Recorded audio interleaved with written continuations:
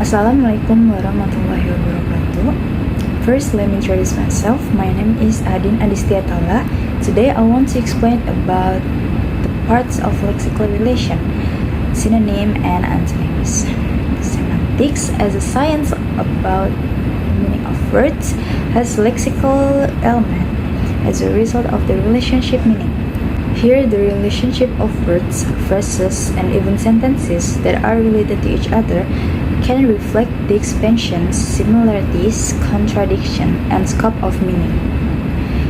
First of all, I want to explain about what are the parts of lexical relation. Lexical relations include antonyms, synonyms, homonyms, hyponym, and polysemy.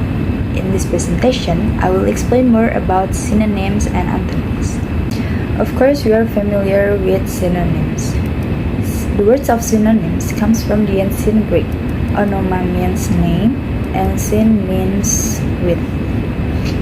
Synonyms are meaning relations in words that have same or similar meaning. It should be noted that the synonym relation is two-way. If A is synonym with B, it means that B is also synonymous with A. According to Syed, synonyms are the words that phonologically different but have the same or almost the same meaning. It is possible that linguistic units have the same meaning with other linguistic units. Synonyms in language are always partial. There are almost no two or more lexical items whose meaning are completely identical. Synonymous words have differences. Number one is the meaning of words is more general than another pair. For example, see and visit. Number two, the meaning of words is more formal than another word. For example, make and produce. Number three is the meaning of words is more dialectal than another words. For example, flashlight in American English and torch in British English. Number four, the meaning of words is more intensive than another words. For example, see and stare. Number five, the meaning of words is more polite than another words. For example, willing and pleased. Number six, the meaning of words is more literary than other words. For example, wind and zephyr. Theoretically, the synonyms are found at the level of morphemes, words, phrases, clauses, and sentences. Okay, that was my explanation about synonyms. Now we are moved to antonyms.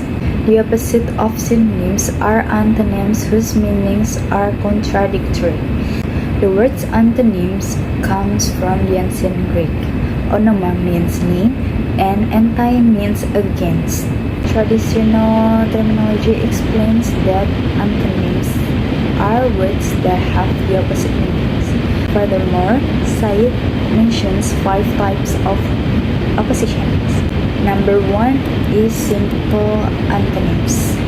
If one word can be used, another word automatically cannot be used. For example, true and false. Number two is graded antonyms, where the words carry the implication that difference in meaning between the pair is not discrete. For example, hot x cold.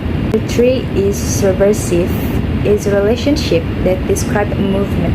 For example, push x pull, up x down. Number four is conversion, is a relationship that is mutually necessary and complementary. For example, parent x child. The last one is the taxonomic relationship. It is a system classification to describe words that are at the same level in a taxonomy. For example, red and blue.